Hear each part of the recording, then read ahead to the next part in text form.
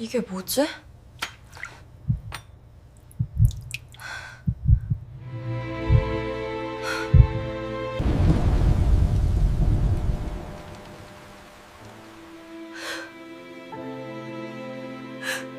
새벽 5시 반. 서연의 손은 차가운 물과 세제로 빨갛게 부어올라 있었다. 19살. 다른 아이들이 학교에 가거나 친구들과 놀 때 서연은 이렇게 남의 집 바닥을 닦고 있었다. 조금만 더 하면 돼. 서연은 작게 중얼거리며 부엌 구석으로 걸레질을 이어갔다. 이 일을 시작한 지 석 달. 엄마가 돌아가시고 병원비를 갚기 위해 학교를 그만두고 시작한 일이었다. 밖에서는 보슬비가 내리고 있었다. 창문으로 빗물이 천천히 흘러내렸다.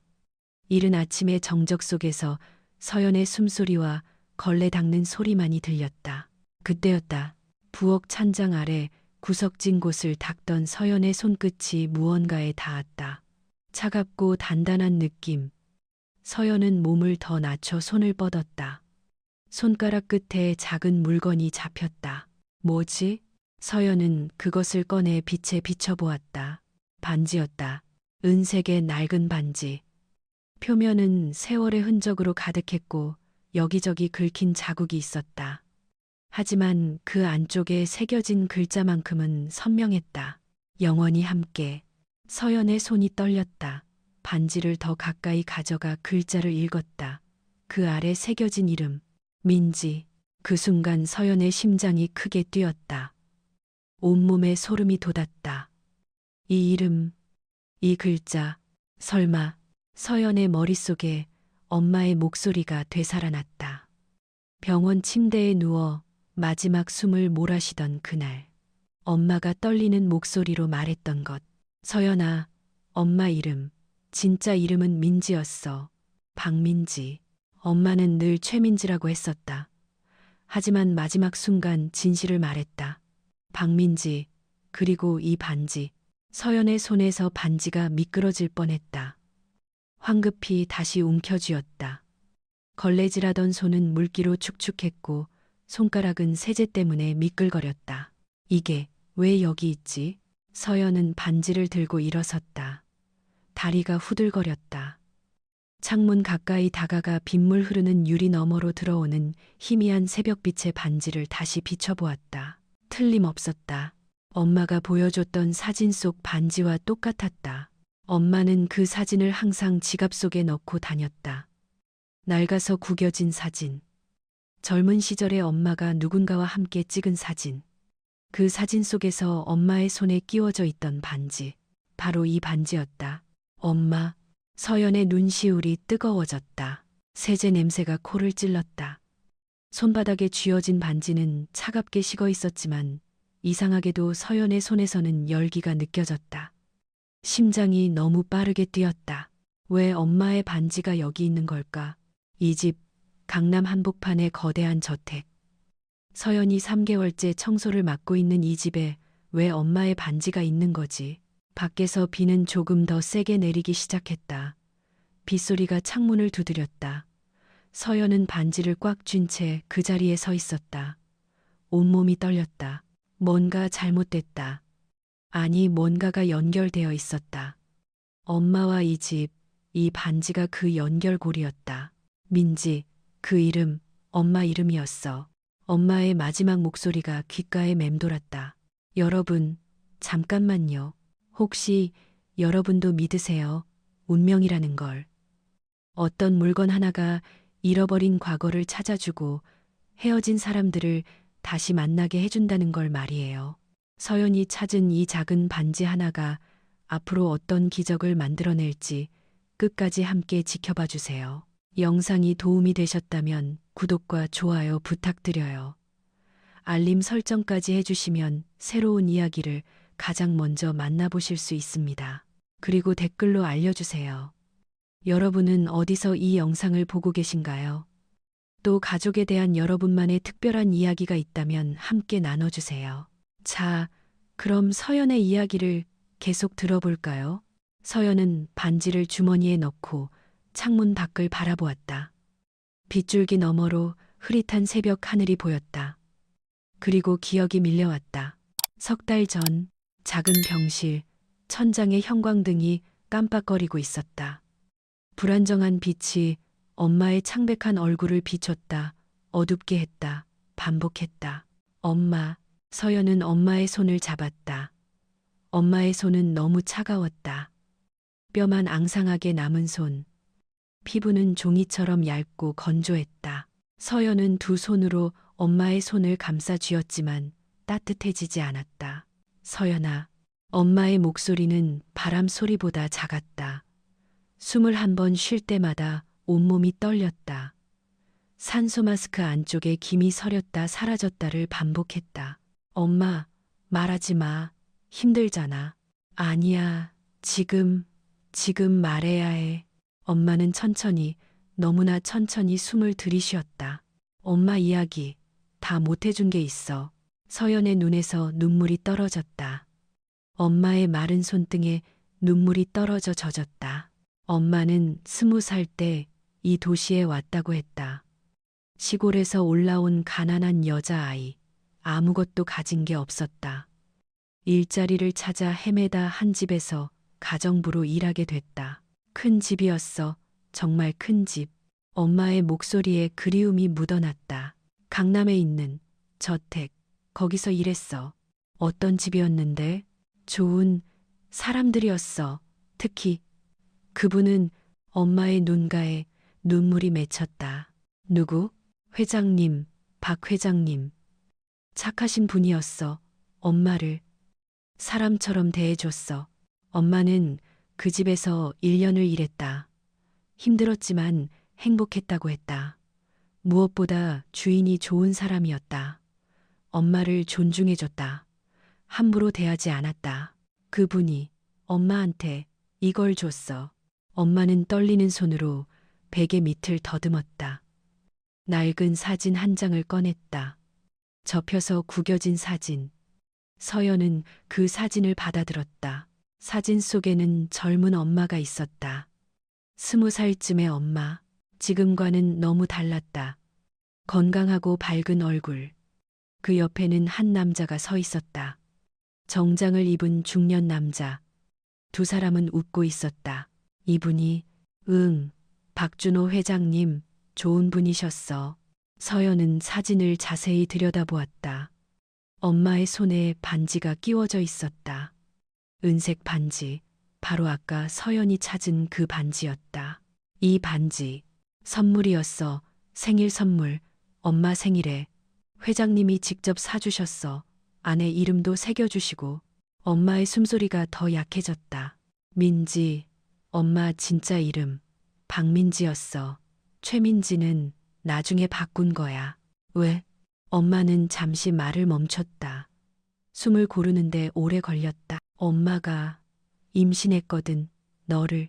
서연의 손이 떨렸다. 그 집안 어른들이 반대했어. 가정부 따위가 감히 그런 식으로 말했어. 엄마의 목소리에 슬픔이 묻어났다. 그래서 도망쳤어. 너를 지키려고. 이름도 바꾸고 숨어 살았어. 그럼 아빠는, 회장님은 몰랐을 거야. 엄마가 임신한 것도, 도망친 이유도. 그냥 어느 날 엄마가 사라졌으니까. 엄마는 또 멈췄다. 이번엔 더 오래 걸렸다. 숨 쉬는 게 너무 힘들어 보였다. 반지는 두고 왔어. 그 집에. 일부러 흔적을 남기려고. 왜? 언젠가는 돌아가고 싶었거든. 너랑 같이 그분께 말하고 싶었어. 미안하다고, 고맙다고. 엄마의 눈물이 흘러내렸다. 하지만 못 갔어. 무서웠어. 이제 와서 나타나면 그분이 힘들어 하실까봐. 병실은 조용했다. 복도에서 간호사들의 발소리가 들렸다. 누군가 기침하는 소리, 의료기기 경보음. 서연아, 응, 엄마. 엄마가 못다한 일 네가 해줄 수 있겠니? 서연은 고개를 끄덕였다. 눈물로 앞이 보이지 않았다. 그 집을 찾아가 박 회장님께 인사드려 엄마 대신 고맙다고. 응, 그리고 미안하다고. 엄마가 도망쳐서 엄마의 숨소리가 더욱 가늘어졌다. 약속 해줄래? 약속할게, 엄마. 꼭 찾아갈게. 엄마는 희미하게 웃었다. 그리고 눈을 감았다. 형광등은 여전히 깜빡거렸다. 서연은 엄마의 차가운 손을 놓지 못했다. 그것이 엄마와의 마지막이었다. 부엌 창문 앞, 서연은 눈물을 닦았다. 주머니 속 반지가 느껴졌다. 엄마의 약속. 이제 서연은 알았다. 이 집이 바로 그 집이라는 것을, 엄마가 일했던 곳, 엄마가 행복했던 곳, 그리고 엄마가 돌아가고 싶었던 곳. 반지가 서연을 이곳으로 이끈 것이었다. 그날 오후 서연은 2층 거실을 청소하고 있었다. 넓은 거실, 큰 창문으로 햇살이 쏟아져 들어왔다. 비는 그쳤고 하늘은 맑았다. 서연은 걸레질을 하다 말고 벽에 걸린 액자들을 바라보았다. 가족 사진들이었다. 여러 장의 사진. 서연은 천천히 다가갔다. 첫 번째 사진. 젊은 남자가 회사 앞에서 찍은 듯한 사진. 정장 차림, 자신감 넘치는 표정. 사진 아래 작은 명패가 있었다. 박준호 회장. 2005년. 서연의 심장이 뛰었다. 박준호. 엄마가 말했던 그 이름. 다음 사진으로 눈을 옮겼다. 같은 남자가 조금 더 나이든 모습. 시상식에서 상을 받는 장면. 그 옆에는 서연의 숨이 대섰다. 여자가 있었다. 환하게 웃고 있는 여자. 서연은 한 걸음 더 다가갔다. 손이 떨렸다. 그 여자의 얼굴. 엄마와 똑같았다. 아니, 엄마였다. 젊은 시절의 엄마. 서연이 사진으로만 봤던 그 모습. 사진 설명이 적혀 있었다. 박준호 회장과 부인 박민지. 2003년 봄. 부인 박민지. 서연은 뒤로 물러섰다. 다리에 힘이 풀렸다. 소파에 주저앉았다. 설마 말이 나오지 않았다. 생각이 정리되지 않았다. 엄마가 단순히 가정부였던 게 아니었다. 엄마는 이 집 주인의 부인이었다. 박준호 회장의 아내였다. 그럼 나는. 서연은 양손으로 얼굴을 감쌌다. 잠시 후 서연은 다시 일어났다. 사진들을 하나하나 살펴보기 시작했다. 더 많은 사진이 있었다. 결혼식 사진. 엄마가 웨딩드레스를 입고 있었다. 박준호 회장이 엄마 옆에서 행복하게 웃고 있었다. 두 사람 모두 너무 젊어 보였다. 서연은 그 사진을 유심히 들여다보았다. 엄마의 손, 거기 끼워진 반지가 보였다. 은색 반지. 서연이 아침에 찾은 바로 그 반지였다. 영원히 함께. 사진 속 엄마는 너무 행복해 보였다. 서연은 다른 사진들도 보았다. 여행 사진, 파티 사진, 일상 사진. 모든 사진 속에서 두 사람은 행복해 보였다. 그런데 이상한 점이 있었다. 모든 사진이 20년 전에 끝나 있었다. 2005년 이후의 사진은 박준호 회장 혼자였다. 엄마는 어디에도 없었다. 서연은 거실을 둘러보았다. 벽장 위 먼지가 살짝 쌓인 앨범이 보였다. 서연은 의자를 가져와 올라갔다. 앨범을 꺼냈다. 가죽 표지의 두꺼운 앨범. 조심스럽게 펼쳤다. 첫 페이지. 결혼식 날의 더 많은 사진들. 행복한 순간들. 서연은 한 장 한 장 넘겼다. 신혼여행 사진. 제주도. 엄마와 회장님이 바닷가를 걷고 있었다. 집들이 사진. 바로 이 집. 새로 지은 집. 엄마가 거실에서 웃고 있었다. 생일 사진. 케이크 앞에 엄마. 촛불을 끄려는 순간. 그리고 마지막 사진. 서연은 숨을 멈췄다. 엄마가 배를 쓰다듬고 있었다. 배가 불러 있었다. 임신한 것이었다. 박준호 회장이 뒤에서 엄마를 안고 있었다. 두 사람 모두 웃고 있었다. 사진 아래 손글씨로 적혀 있었다. 우리 아기를 기다리며. 2005년 봄. 서연의 손이 떨렸다. 앨범이 바닥에 떨어질 뻔했다. 2005년 봄. 그때가 바로 엄마가 이 집을 떠난 때였다. 엄마가 도망쳤던 때. 앨범은 거기서 끝이었다. 그 이후의 사진은 한 장도 없었다. 서연은 앨범을 덮었다. 가슴이 미어졌다. 박준호 회장은 아내가 임신한 줄 알고 있었다. 행복해했다. 아기를 기다렸다. 그런데 어느 날 아내가 사라졌다. 왜? 엄마는 말했었다. 집안 어른들이 반대했다고. 하지만 이 사진들을 보면 두 사람은 이미 결혼했었다. 공식적인 부부였다. 뭔가 맞지 않았다. 서연은 앨범을 다시 제자리에 놓았다. 그리고 복도를 따라 걷기 시작했다. 복도 끝에 한 방이 있었다. 서연은 그 방 앞에서 멈췄다. 다른 방들과 달리 이 방 문은 항상 잠겨 있었다. 청소 금지 구역이었다. 하지만 오늘은 문이 살짝 열려 있었다. 서연은 주위를 둘러보았다. 아무도 없었다. 조심스럽게 문을 밀었다. 방 안으로 들어갔다. 순간 서연은 숨을 삼켰다. 방은 시간이 멈춘 듯 했다. 모든 게 완벽하게 정돈되어 있었다. 하지만 오래된 느낌이 났다. 침대는 깨끗하게 정리되어 있었다. 화장대 위에는 화장품들이 가지런히 놓여 있었다. 옷장 문이 살짝 열려 있었고 안에는 여자 옷들이 걸려 있었다. 창가에는 마른 장미꽃이 꽃병에 꽂혀 있었다. 오래전에 시든 꽃. 하지만 누군가 계속 그 자리에 둔 것이었다. 은은한 장미 향기가 아직도 희미하게 남아 있었다. 벽에는 또 다른 사진들이 걸려 있었다. 모두 엄마 사진이었다. 웃는 엄마, 책 읽는 엄마, 정원에서 꽃을 가꾸는 엄마.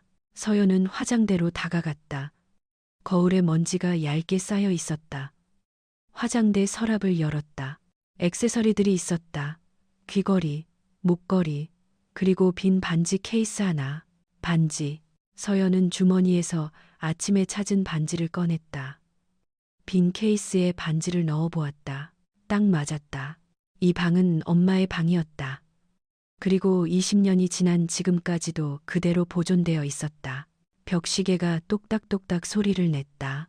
서연은 침대에 앉았다. 방을 둘러보았다. 박준호 회장은 아내를 잊지 못했다. 20년이 지났지만 아내의 방을 그대로 두었다. 아내가 돌아오기를 기다리는 것처럼. 설마 엄마가 박 회장님의 아내였던 거야? 서연은 속삭였다. 그럼 나는 박 회장님의. 말을 끝맺지 못했다. 복도에서 발소리가 들렸다. 서연은 황급히 일어났다. 반지를 다시 주머니에 넣고 방을 나왔다. 문을 조심스럽게 닫았다. 하지만 서연의 마음은 다치지 않았다.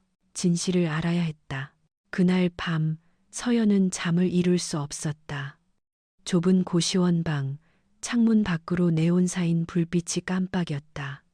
서연은 침대에 누워 천장을 바라보았다. 주머니 속 반지가 계속 신경 쓰였다. 어떻게 해야 할까? 반지를 돌려줘야 할까? 박 회장님께 가서 말해야 할까? 하지만 뭐라고 말하지? 안녕하세요. 저는 청소하는 서연이에요. 그런데 사실 제 엄마가 회장님 아내였던 것 같아요. 말도 안 됐다. 누가 믿겠어. 가난한 청소부가 갑자기 나타나서 자기가 회장님 딸이라고. 사기꾼으로 보일 게 뻔했다. 서연은 베개를 끌어안았다. 엄마라면 어떻게 했을까? 엄마는 20년 동안 숨어 살았다. 돌아가고 싶어 하면서도 돌아가지 못했다. 무서워서, 부담이 될까봐. 엄마. 서연은 작게 불렀다. 대답은 없었다. 다음 날 아침 서연은 다시 그 집으로 출근했다. 가슴이 두근거렸다. 청소를 하면서도 계속 박 회장님 방향을 의식했다. 회장님은 보통 아침 일찍 출근했다. 하지만 오늘은 집에 계셨다. 1층 서재에서 일하고 계셨다. 서연은 복도를 오가며 몇 번이나 서재 앞을 지나쳤다. 문은 닫혀 있었다. 안에서 전화 통화하는 소리가 들렸다. 아니, 그거는 다음 주로 미뤄. 지금은 컨디션이 안 좋아서. 목소리가 피곤해 들렸다.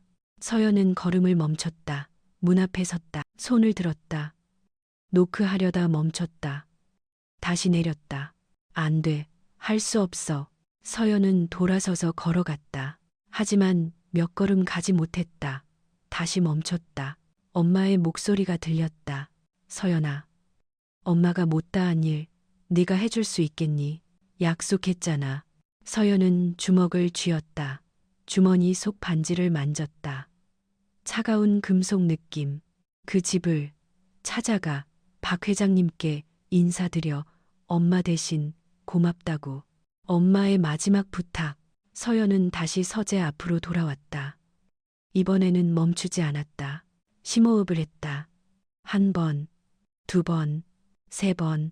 손바닥에 땀이 났다. 옷에 손을 닦았다.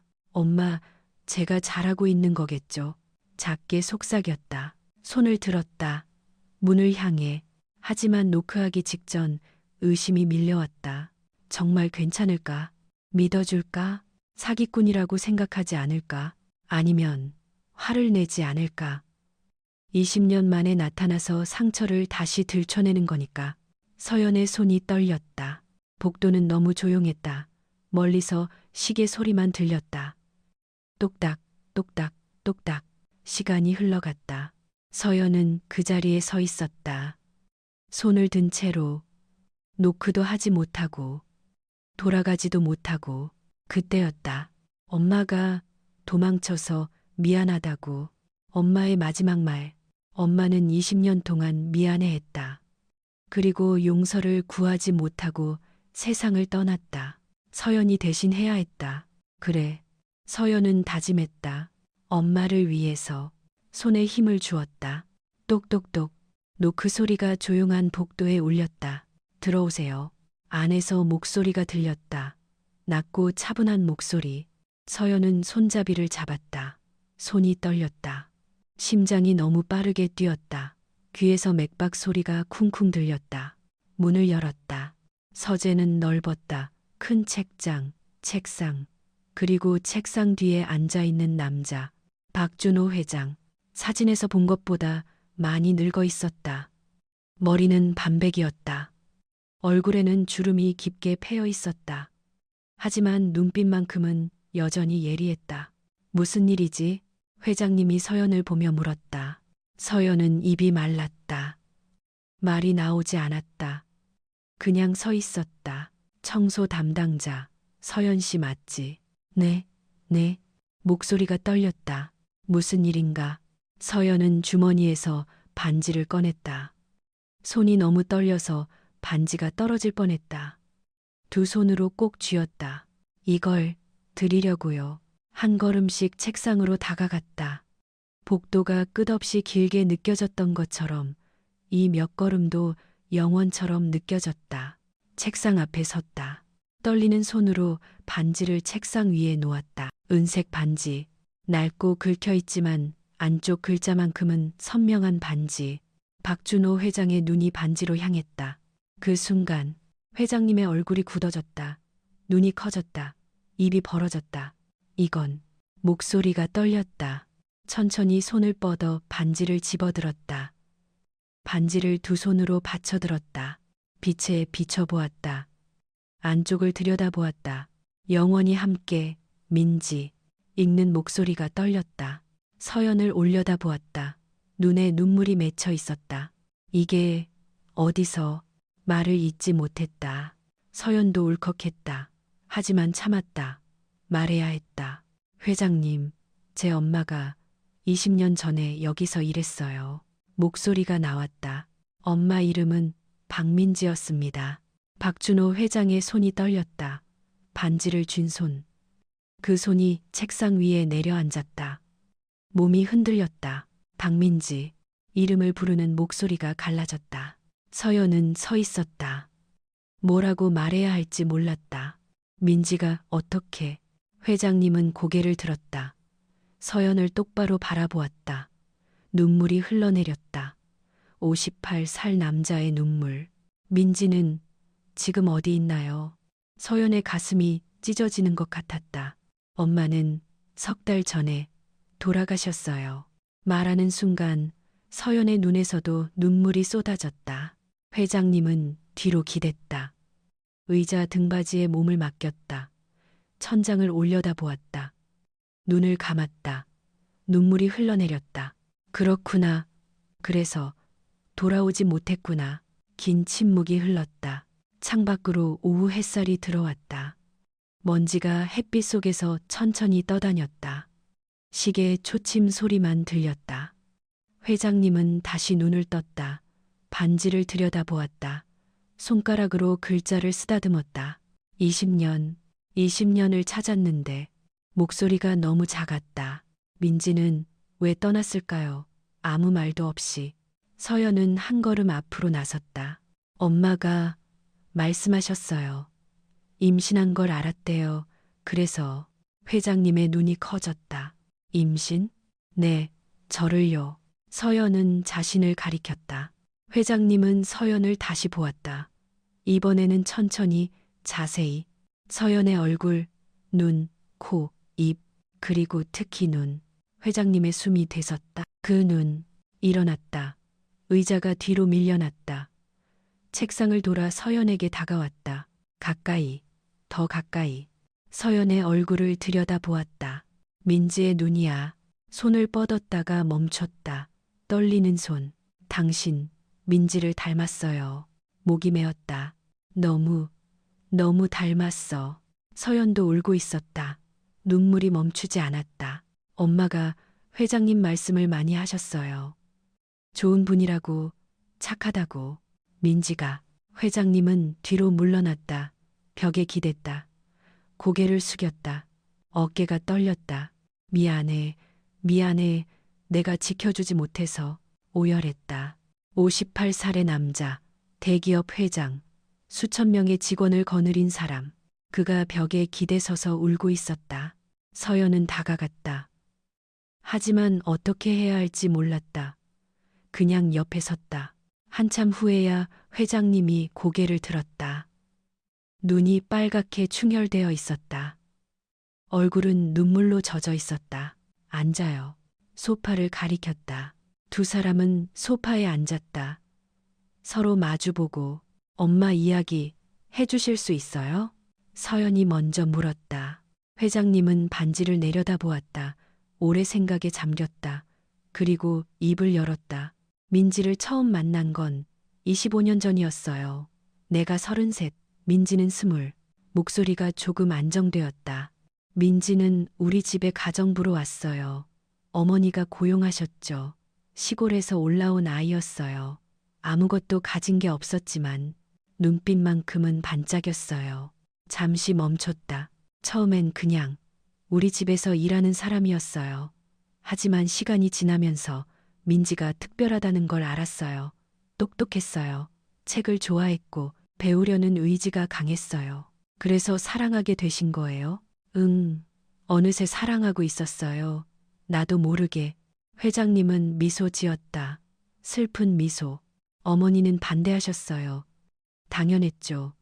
재벌가 아들이 가정부와 결혼한다니. 말도 안 되는 일이었으니까. 그런데도 결혼하셨잖아요. 싸웠어요. 어머니와 처음으로 반항했어요. 민지가 아니면 안 된다고. 결국 어머니가 승낙하셨어요. 조건부로. 무슨 조건이요? 내가 회사를 물려받아 성공시키면 인정하겠다고. 그 전까지는 형식적인 결혼만 허락한다고. 서연은 고개를 끄덕였다. 그래서 결혼했어요. 하지만 어머니는 민지를 힘들게 했어요. 며느리로 대하지 않았어요. 하인 취급했어요. 주먹을 쥐었다. 나는 일에 바쁘다는 핑계로 민지 편에 서주지 못했어요. 그게 가장 후회돼요. 눈물이 또 흘렀다. 그러다 어느 날 민지가 사라졌어요. 흔적도 없이, 편지도 없이, 아무 말도 없이. 언제요? 20년 전, 2005년 봄. 서연의 생년월일과 맞아떨어졌다. 미치는 줄 알았어요. 전국을 뒤졌어요. 사람을 고용해서 찾았어요. 경찰에 신고했어요. 하지만 민지는 나타나지 않았어요. 목소리가 떨렸다. 왜 떠났는지, 어디로 갔는지 아무것도 몰랐어요. 혹시 내가 잘못한 게 있나 매일 생각했어요. 엄마는, 서연이 말했다. 엄마는 회장님을 지키려고 떠났대요. 어머님이 회장님한테 해를 끼칠까봐. 뭐, 엄마가 임신한 걸 알았을 때 어머님이 협박하셨대요. 아이를 지우라고. 안 그러면 회장님의 회사를 망하게 만들겠다고. 회장님의 얼굴이 굳었다. 그래서 엄마는 떠나기로 했대요. 조용히, 흔적 없이 회장님이 찾지 못하게. 그럴 리가. 엄마는 회장님을 사랑했어요. 끝까지. 그래서 떠난 거예요. 서연은 주머니에서 낡은 사진을 꺼냈다. 엄마가 병원에서 준 사진. 서연이 유일하게 가진 엄마와 회장님의 사진. 회장님은 사진을 받아들었다. 한참을 들여다보았다. 민지야. 사진 속 젊은 민지에게 말하는 것 같았다. 왜 혼자 그런 결정을 했어? 나한테 말했어야지. 반지 위로 눈물이 떨어졌다. 은색 표면에 눈물 자국이 생겼다. 20년을 기다렸는데 이제 와서야 이렇게. 고개를 떨구었다. 서연도 울었다. 두 사람은 그렇게 한참을 울었다. 창밖에는 해가 기울고 있었다. 오후의 빛이 서재를 부드럽게 물들였다. 한참 후 회장님이 고개를 들었다. 서연을 보았다. 그럼 당신은 네, 엄마 딸이에요. 그리고 서연은 숨을 깊이 들이쉬었다. 회장님 딸일 수도 있어요. 회장님은 떨리는 손으로 서연의 손을 잡았다. 딸, 내 딸, 또 울었다. 민지가 우리 딸을 낳았구나. 혼자서 다 키웠구나. 엄마는 행복했다고 했어요. 저 때문에 힘들었지만 후회하지 않는다고. 고마워, 민지, 고마워. 회장님은 서연을 안았다. 처음 보는 사람. 하지만 오래 기다린 사람. 서연도 회장님을 안았다. 햇살이 두 사람을 감싸고 있었다. 저녁 어둠이 서재를 채우기 시작했다. 회장님은 불을 켰다. 따뜻한 노란 빛이 방을 밝혔다. 두 사람은 다시 소파에 앉았다. 이번에는 조금 더 가까이, 더 알고 싶어요. 서연이 말했다. 엄마가 왜 그렇게까지 해야 했는지, 정말 어머님이 협박하셨는지. 회장님은 고개를 끄덕였다. 알려줄게요, 전부. 창밖을 바라보았다. 어둠 속에서 정원의 나무들이 흔들리고 있었다. 20년 전으로 돌아가 볼까요? 20년 전, 2005년 봄, 민지는 임신 석 달이었다. 배가 조금씩 나오기 시작했다. 그날도 민지는 부엌에서 저녁 준비를 하고 있었다. 준호는 회사에 있었다. 어머니만 집에 계셨다. 민지, 어머니가 부엌으로 들어왔다. 네, 어머님. 민지는 고개를 숙였다. 나 좀 따라와. 차가운 목소리였다. 민지는 어머니를 따라 응접실로 갔다. 어머니는 소파에 앉았다. 민지는 서 있었다. 앉아. 괜찮습니다. 앉으라고 했어. 민지는 조심스럽게 앉았다. 어머니는 민지를 똑바로 쳐다보았다. 날카로운 눈빛. 임신했다며. 민지는 대답하지 못했다. 대답해. 네. 어머님, 몇 달? 석 달입니다. 석 달. 어머니는 비웃었다. 준호한테 말했어. 아직 말씀드리려고. 하지 마. 네? 말하지 마. 준호한테. 민지의 가슴이 철렁했다. 어머님, 무슨, 이 아이는 낳을 수 없어. 어머님, 가정부 따위가 우리 집안에 아이를 낳다니. 말도 안 돼. 당장 없애. 민지는 배를 감쌌다. 안 돼요. 이 아이는. 안 없애겠다고? 어머니의 목소리가 더 차가워졌다. 그럼 준호를 망치겠다는 거야? 무슨 말씀을? 너 때문에 준호가 얼마나 힘든지 알아? 회사에서 비웃음거리가 됐어. 재벌가 도련님이 가정부랑 결혼했다고. 거래처들이 준호를 무시해. 주가도 떨어지고 있어. 민지는 입술을 깨물었다. 그런데 이제 가정부가 아이까지 낳는다고. 준호는 완전히 끝나는 거야. 회사도 망하고 집안도 망하고. 그런 네가 정말 준호를 사랑한다면 떠나야 해. 조용히, 흔적 없이. 안 돼요. 왜 안 돼? 준호를 사랑하지 않아? 사랑해요. 너무 사랑해요. 그럼 떠나. 그게 준호를 위하는 거야. 어머니는 책상에서 봉투를 꺼냈다. 민지 앞에 던졌다. 2천만 원. 가져가. 그리고 사라져. 아이 낳고 키워. 민지는 봉투를 보지 않았다. 어머님, 회장님은 제가 떠나면 슬퍼하실 거예요. 처음에만. 시간 지나면 잊어. 더 좋은 사람 만날 거야. 그래도 내일까지 결정해. 안 떠나면 내가 직접 준호한테 말할 거야. 네가 돈 받고 접근한 거라고. 처음부터 돈이 목적이었다고. 거짓말이에요. 누가 믿겠어. 가정부가 재벌가 아들과 결혼하고 싶지 않았겠어. 돈 때문 아니었겠어. 민지는 말문이 막혔다. 어머니는 일어났다. 내일까지 조용히 떠나든지 아니면 준호 앞에서 사기꾼으로 밝혀지든지 네가 선택해. 문을 닫고 나갔다. 민지는 그 자리에 무너졌다. 바닥에 주저앉아 울었다. 그날 밤 회장님의 목소리가 떨렸다. 비가 왔어요. 폭우였죠. 그날 밤 준호는 늦게 귀가했다. 거실은 어두웠다. 민지가 안 보였다. 민지야? 불렀지만 대답이 없었다. 이상했다. 민지는 늘 문 앞에서 맞이했는데 방으로 갔다. 민지가 침대에 앉아 있었다. 어둠 속에서 왜 불도 안 켜고 있어? 준호는 불을 켰다. 민지의 얼굴을 보고 놀랐다. 눈이 빨갛게 부어 있었다. 울었어? 왜? 무슨 일 있어? 아니에요. 괜찮아요. 괜찮은 게 아니잖아. 무슨 일이야? 민지는 고개를 저었다. 정말 아무것도 아니에요. 그냥 드라마 봤어요. 드라마? 네, 슬픈 드라마요. 준호는 민지를 안았다. 무슨 일 있으면 말해. 알았지.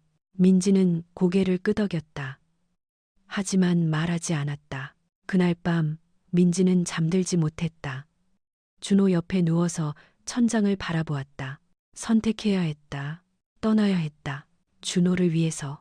새벽 4시 민지는 조용히 일어났다. 준호는 깊이 잠들어 있었다. 가방에 옷 몇 벌을 넣었다. 통장, 신분증, 그게 다였다. 책상 위에 편지를 쓰려다 멈췄다. 편지를 남기면 준호가 찾을 것이었다. 찾으면 안 됐다. 손가락에서 반지를 빼냈다. 결혼 반지, 은색 반지. 안에 새겨진 글자, 영원히 함께, 민지. 눈물이 떨어졌다.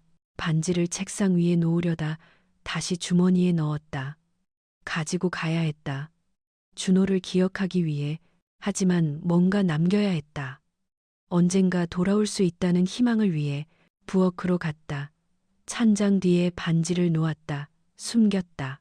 언젠가 다시 찾으러 오겠다고 다짐하며 현관문을 열었다. 밖에는 비가 쏟아지고 있었다. 마지막으로 집을 돌아보았다. 행복했던 집, 사랑받았던 곳. 사랑해요, 준호 씨. 작게 속삭이고 문을 닫았다. 빗속으로 걸어 나갔다. 뒤돌아보지 않았다. 아침에 일어났을 때 회장님의 목소리가 끊겼다. 민지가 없었어요. 옷도, 짐도, 모든 게 사라졌어요. 주먹을 쥐었다. 미친 듯이 찾았어요. 집안 구석구석, 정원, 동네, 경찰에 신고했어요. 사람들을 고용해서 찾았어요. 찾으셨어요? 못 찾았어요. 민지는 완전히 사라졌어요. 이름도 바꿨나 봐요. 최민지로. 고개를 저었다. 20년 동안 찾았어요. 포기하지 않았어요. 혹시나 해서 민지방도 그대로 뒀어요. 돌아올 거라고 믿었어요. 반지를 들어 올렸다. 이 반지도 찾았더라면, 민지가 의도적으로 남긴 거였다는 걸 알았더라면. 어머님은요, 어머님은 뭐라고 하셨어요? 회장님의 얼굴이 굳어졌다. 어머니는 민지가 도망쳤다고 했어요. 원래 그런 사람이었다고, 돈 챙겨서 달아났다고. 믿으셨어요? 아니, 안 믿었어요. 민지는 그런 사람이 아니었어요. 하지만 다른 설명이 없었어요. 한숨을 쉬었다. 어머니는 작년에 돌아가셨어요. 돌아가시기 전에 고백하셨어요. 민지를 협박한 걸, 떠나라고 강요한 걸. 목소리가 떨렸다. 그때 알았어요. 민지가 왜 떠났는지. 나를 위해서였다는 걸. 날 지키려고 자기를 희생한 거였어요. 눈물이 떨어졌다. 민지는 날 위해 모든 걸 포기했어요. 사랑, 집, 미래, 전부. 서연도 울고 있었다. 그리고 혼자서 아이를 낳고 키웠어요. 회장님은 서연의 손을 잡았다. 미안해요. 내가 지켜주지 못해서. 민지도, 당신도. 아니에요. 20년. 너무 늦었어요. 아니에요. 지금이라도 알게 돼서 다행이에요. 두 사람은 손을 맞잡고 울었다. 창밖에는 밤이 깊어가고 있었다. 다음 날, 서연은 고시원으로 돌아가 작은 상자를 가지고 왔다. 엄마가 남긴 물건들이 든 상자. 회장님은 서재에서 기다리고 계셨다. 밤새 잠을 못 주무신 듯 눈가에 다크서클이 짙었다. 이게 전부예요. 서연은 상자를 책상 위에 놓았다. 하나씩 꺼냈다. 먼저 출생신고서, 낡고 구겨진 종이, 2005년 8월 15일 출생. 최서연, 모 최민지. 회장님은 종이를 들여다보았다. 8월. 민지가 떠난 게 5월이었으니까 맞네요. 서연은 다음 것을 꺼냈다. 병원 기록. 엄마가 혼자 병원에 가셨어요. 혼자 저를 낳으셨고요. 기록을 넘기는 회장님의 손이 떨렸다. 혼자서 이 모든 걸. 다음은 엄마의 일기장, 오래된 노트. 엄마가 쓰신 거예요. 저한테 주려고. 회장님은 조심스럽게 펼쳤다. 첫 페이지에 적혀 있었다. 서연아, 엄마가 못다한 이야기들이야. 언젠가 네가 읽어줬으면 좋겠어. 페이지를 넘겼다. 오늘 배가 움직였어. 서연아, 네가 발로 찼나 봐. 신기해. 내 아빠도 알았으면 좋겠어. 서연이가 태어났어. 너무 작고 예뻐. 준호 씨 눈을 닮았어. 보여주고 싶어. 하지만 못해. 미안해. 회장님은 더 이상 읽지 못했다. 눈물이 글자를 가렸다. 마지막으로 서연은 봉투를 꺼냈다. 엄마가 마지막 날 쓴 편지. 이건 제게 쓰신 편지예요. 하지만 회장님도 읽어보셔야 할 것 같아요. 회장님은 편지를 받았다. 봉투를 열었다. 손이 떨렸다. 편지지를 펼쳤다. 엄마의 글씨. 서연아, 엄마가 이 편지를 쓸 때 넌 옆에서 자고 있어. 19살, 이제 다 컸구나. 엄마는 곧 떠날 거야. 미안해. 더 오래 함께 못해서. 너한테 해줄 말이 있어. 네 아빠 이야기. 내 아빠는 박준호라는 분이야. 좋은 사람이야. 엄마가 살면서 만난 가장 좋은 사람. 엄마는 아빠를 너무 사랑했어. 지금도 사랑해. 떠난 게 후회되지 않아. 너를 지킬 수 있었으니까. 서연아, 부탁이 있어. 아빠를 찾아가. 엄마 대신 인사드려. 고맙다고, 사랑한다고. 그리고 말해줘. 엄마는 행복했다고. 너 때문에. 사랑해, 우리 딸. 엄마가. 회장님은 편지를 가슴에 안았다. 몸이 흔들렸다. 민지야, 민지야. 한참을 그렇게 있었다. 서연이 조용히 말했다. 확실히 하고 싶으시면 검사를 해볼 수 있어요. 검사? DNA 검사요. 제가 정말 회장님 딸인지. 회장님은 고개를 저었다. 안 해도 돼요. 나는 알아요. 당신 눈만 봐도 민지 눈이야. 그래도 확실한 게 좋을 것 같아요. 나중을 위해서라도. 회장님은 잠시 생각하더니 고개를 끄덕였다. 그래요, 그럼 해봐요. 일주일 후. 서연과 회장님은 다시 서재에 있었다. 책상 위에 흰 봉투가 놓여 있었다. 병원에서 온 결과지. 둘 다 그 봉투를 쳐다만 보고 있었다. 아무도 열지 못했다.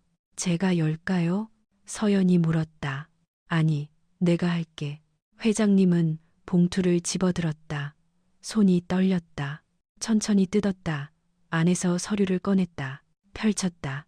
두 사람 모두 숨을 죽였다. 위에서부터 읽어 내려갔다. 검사 날짜, 이름들, 검사 방법, 그리고 마지막 줄, 부녀관계 확률 99.9%. 회장님의 손이 떨렸다. 서류가 흔들렸다. 99.9. 다시 읽었다.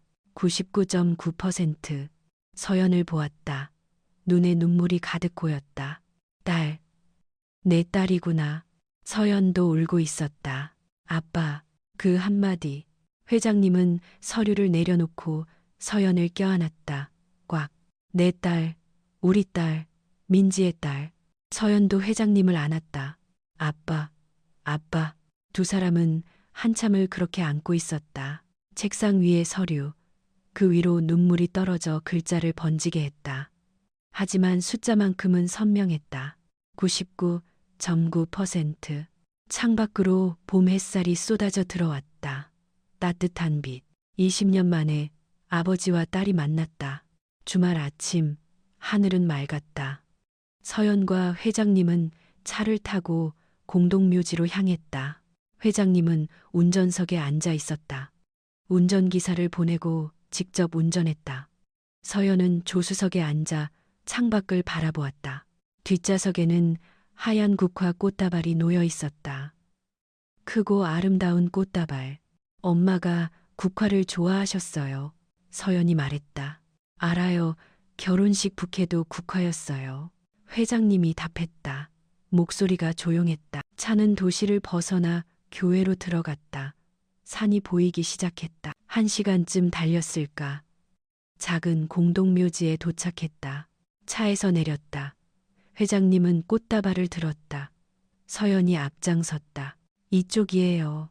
좁은 길을 따라 올라갔다. 묘지는 조용했다. 새소리만 들렸다. 언덕 중턱, 작은 묘비 앞에서 서연이 멈췄다. 여기에요. 회장님은 묘비를 바라보았다. 고 최민지 1978-2025. 단순한 비석, 작고 소박한. 회장님의 다리가 휘청거렸다. 서연이 부축했다. 괜찮으세요? 응, 괜찮아. 하지만 괜찮지 않았다. 무릎이 꺾였다. 비석 앞에 무릎을 꿇었다. 꽃다발을 내려놓았다. 하얀 국화가 묘비 앞을 가득 채웠다. 한참을 그렇게 무릎 꿇고 있었다. 말없이 고개를 숙인 채. 민지야. 마침내 입을 열었다. 목소리가 떨렸다. 나야, 준호. 바람이 불었다. 나뭇잎이 흔들렸다. 20년 만이야. 너무 늦었지. 손으로 묘비를 쓰다듬었다. 차가운 돌. 미안해, 미안해. 지켜주지 못해서. 눈물이 흘러내렸다.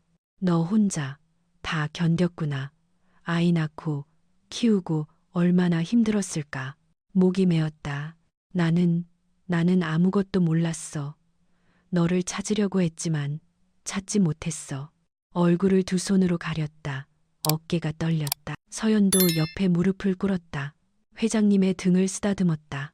한참 후 회장님이 고개를 들었다. 눈이 빨갛게 부어 있었다. 주머니에서 반지를 꺼냈다.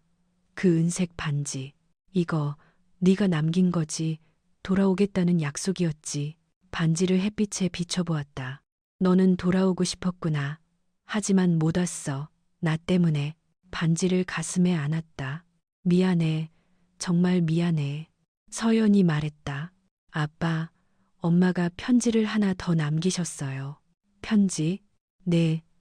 제게 준 게 아니라 혹시 아빠를 만나게 되면 전해달라고 하신 편지예요.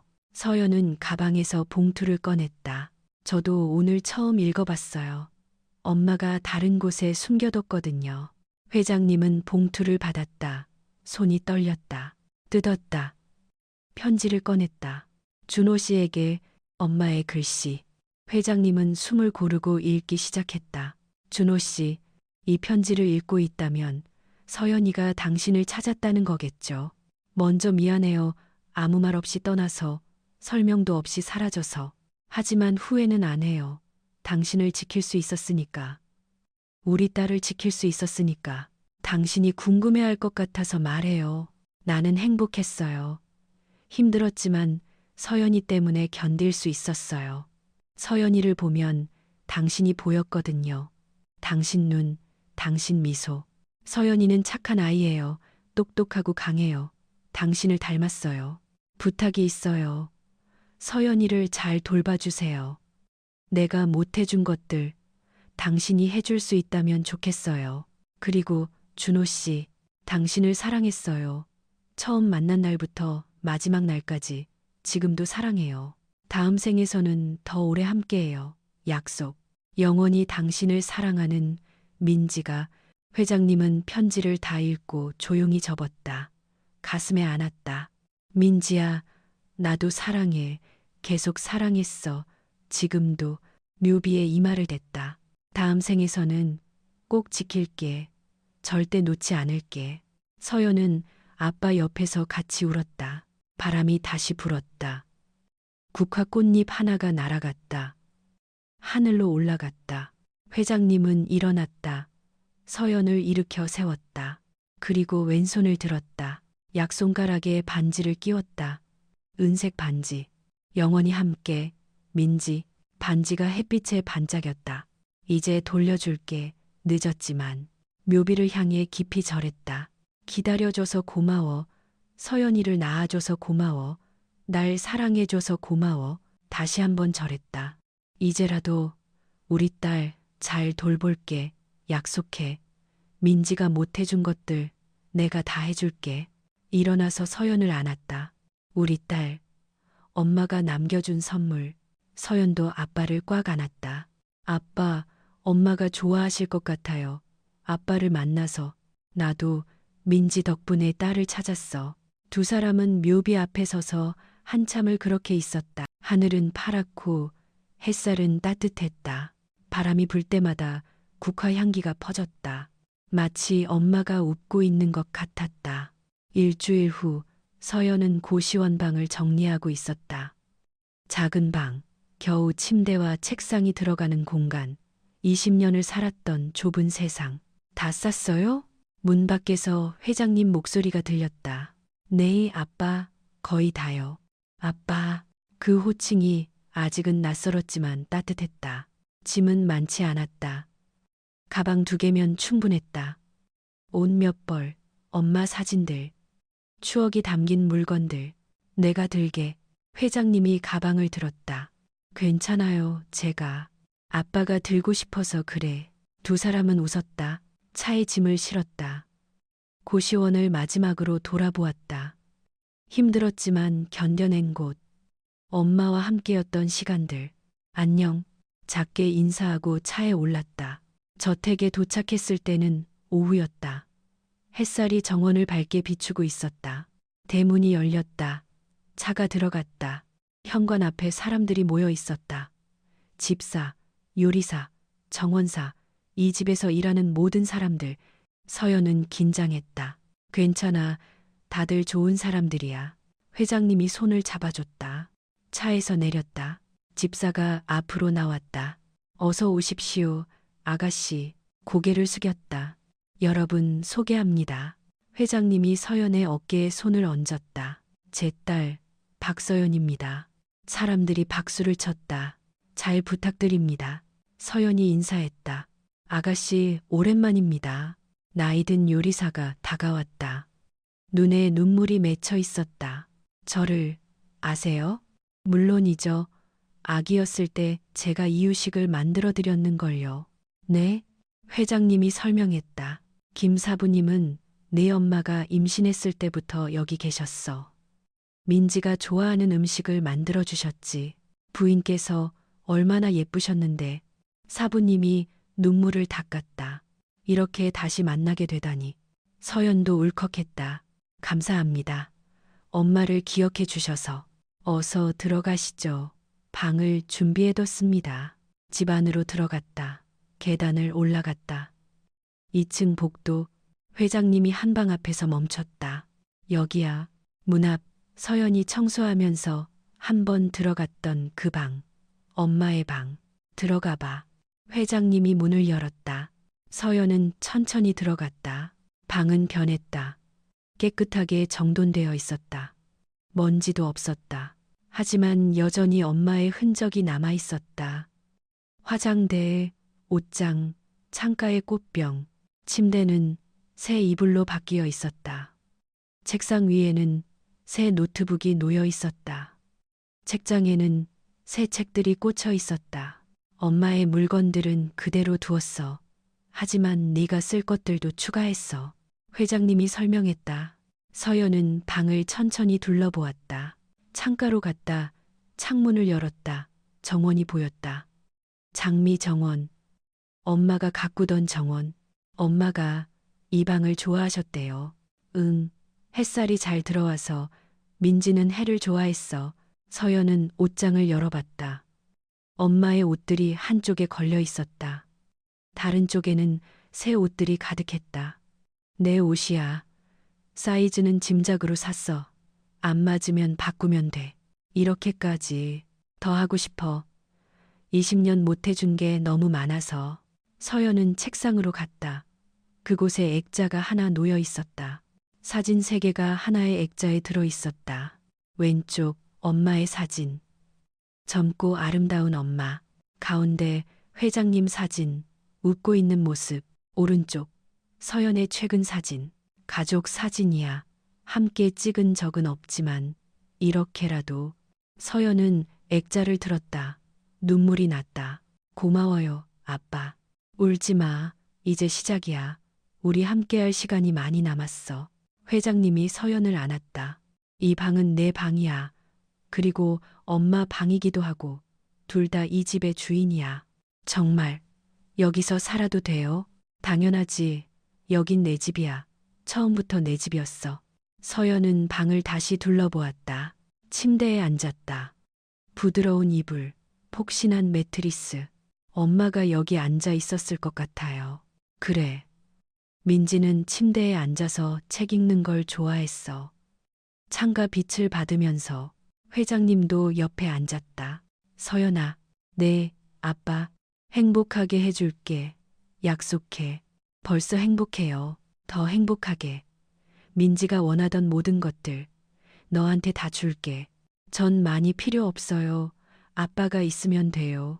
회장님은 서연의 손을 잡았다. 학교 다니고 싶으면 다시 다녀도 돼. 하고 싶은 거 있으면 뭐든지 해. 이제 걱정하지 않아도 돼. 감사해요, 정말. 두 사람은 손을 잡고 앉아 있었다. 창밖으로 노을이 지고 있었다. 주황빛 하늘. 방 안으로 따뜻한 빛이 들어왔다. 엄마. 서연이 작게 불렀다. 보고 있죠? 우리. 회장님도 고개를 들어 하늘을 바라보았다. 민지야, 우리 딸 찾았어. 이제 잘 돌볼게. 약속 지킬게. 바람이 불었다. 커튼이 흔들렸다. 마치 엄마가 대답하는 것 같았다. 그날 밤 서연은 새 집에서 첫날 밤을 보냈다. 침대에 누워 천장을 바라보았다. 낯설지만 편안했다. 휴대폰을 꺼내 엄마 사진을 봤다. 엄마, 약속 지켰어. 아빠 찾았어. 그리고 나 행복해. 사진 속 엄마가 웃고 있었다. 서연도 웃으며 잠이 들었다. 고시원의 차가운 방이 아니라 따뜻한 집에서 혼자가 아니라 가족과 함께. 1년 후 봄이 다시 왔다. 정원의 장미들이 활짝 피어났다. 서연은 대학 교복을 입고 거울 앞에 섰다. 경영학과 1학년. 새로운 시작. 서연아, 아침 먹어야지. 아래층에서 아빠 목소리가 들렸다. 지금 가요. 가방을 메고 계단을 내려갔다. 식당에는 아침 식사가 준비되어 있었다. 따뜻한 밥, 국, 간찬들. 김 사부님이 네가 좋아하는 된장찌개 끓이셨어. 와, 감사합니다. 서연은 자리에 앉았다. 회장님도 맞은편에 앉았다. 함께 식사를 했다. 오늘 첫 수업이지? 네, 떨려요. 잘할 거야. 우리 딸 똑똑하잖아. 아빠가 너무 믿으시는 것 같은데요. 당연하지. 민지 딸인데. 두 사람은 웃었다.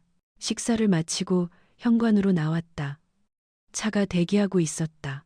조심히 다녀와. 네, 아빠, 저녁에 봐요. 서연은 차에 올랐다. 손을 흔들었다. 회장님도 손을 흔들었다. 딸이 보이지 않을 때까지 저녁이 되었다. 서연이 돌아왔다. 얼굴이 밝았다. 어땠어? 좋았어요.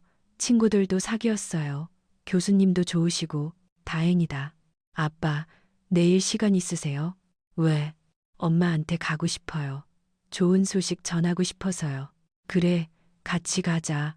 다음 날 아침 두 사람은 묘지로 갔다. 엄마 묘비는 깨끗했다. 매주 관리인이 청소를 했다. 회장님이 부탁한 일이었다. 새 꽃을 놓았다. 하얀 국화. 엄마, 왔어요. 서연이 무릎을 꿇고 인사했다. 대학 들어갔어요. 경영학 공부해요. 나중에 아빠 회사 돕고 싶어서요. 회장님도 옆에 앉았다. 민지야, 우리 딸 잘 크고 있어. 너도 자랑스러워할 거야. 바람이 불었다. 따뜻한 봄바람. 엄마, 약속 지켰어요. 행복해요. 정말 행복해요. 서연은 웃으며 말했다. 아빠도 행복해 보이세요. 많이 웃으세요. 엄마 때문이겠죠. 회장님이 서연의 어깨를 감싸 안았다. 우리 셋이 다시 만났어. 이렇게라도. 하늘은 파랗고 맑았다. 그날 밤 저택 거실 벽난로에 불이 타오르고 있었다. 따뜻한 빛이 방을 채웠다. 서연과 회장님은 소파에 앉아 차를 마시고 있었다. 벽난로 위 선반에 액자가 놓여 있었다. 유리 케이스 안에 은색 반지가 들어 있었다. 영원히 함께, 민지. 반지는 불빛을 받아 은은하게 빛났다. 그 옆에는 가족 사진이 있었다. 엄마의 웃는 얼굴, 회장님의 따뜻한 미소, 서연의 밝은 표정. 세 사람, 시간은 달랐지만 하나의 가족. 아빠, 응? 이 반지 엄마가 남긴 거잖아요. 그래, 마법 같아요. 이 작은 반지 하나가 우릴 다시 만나게 했잖아요. 회장님은 반지를 바라보았다. 응, 민지가 남긴 선물이야. 우리를 위한. 운명이었나 봐요. 그래, 운명. 창밖으로 별이 빛나고 있었다. 서연은 별을 보며 생각했다. 엄마는 저 별들 중 하나가 되었을까? 지금도 우리를 보고 있을까? 엄마, 작게 불렀다. 보고 있죠. 우리가 행복한 거. 회장님도 하늘을 올려다보았다. 보고 있을 거야. 미소 짓고 있을 거야. 두 사람은 조용히 앉아 있었다. 시계가 10시를 알렸다. 자러 갈까? 네. 일어서서 계단을 올라갔다. 서연의 방 앞에서 멈췄다. 잘 자, 우리 딸. 회장님이 서연의 이마에 키스했다. 잘 자요, 아빠. 서연도 회장님을 안았다. 사랑해요. 나도 사랑해. 각자 방으로 들어갔다. 서연은 침대에 누워 천장을 바라보았다. 1년 전 고시원 방에서 혼자 울던 날들. 지금은 따뜻한 집에서 사랑하는 아빠와 함께. 엄마, 고마워요. 날 낳아줘서. 아빠를 사랑해줘서. 이 모든 것을 가능하게 해줘서. 눈을 감았다. 꿈속에서 엄마가 나타났다. 웃고 있었다. 잘했어, 서연아. 이제 행복하게 살아. 네, 엄마, 약속할게요. 아침 햇살이 창문을 통해 들어왔다. 새로운 하루가 시작되었다. 사랑으로 가득한 하루, 희망으로 빛나는 하루. 어떤 이별도 영원하지 않습니다. 사랑은 시간을 넘고 공간을 넘어 우리를 다시 만나게 합니다. 작은 물건 하나, 낡은 반지 하나가 기적을 만들어냈습니다. 20년의 기다림 끝에 가족이 다시 만났습니다. 여러분도 믿으세요. 잃어버린 것들은 언젠가 돌아옵니다. 포기하지 않는 사랑은 반드시 보상받습니다. 그리고 가장 중요한 것, 가족의 사랑은 절대 사라지지 않습니다. 여러분, 서연이와 박 회장님의 이야기 어떠셨나요? 작은 반지 하나가 20년의 시간을 뛰어넘어 가족을 다시 만나게 했습니다. 이것이 바로 운명입니다. 진정한 사랑과 인연은 절대 사라지지 않습니다. 시간이 걸릴 뿐입니다. 여러분도 포기하지 마세요. 기다리세요. 언젠가 기적은 찾아옵니다. 이 이야기가 감동적이셨다면 좋아요와 구독 부탁드립니다. 알림 설정까지 해주시면 새로운 감동 스토리를 가장 먼저 만나보실 수 있어요. 댓글로 여러분의 이야기도 들려주세요. 가족과의 특별한 추억이나 운명 같았던 만남이 있으신가요? 함께 나눠주세요. 다음 이야기에서 또 만나요. 행복하세요. 사랑하세요. 감사합니다.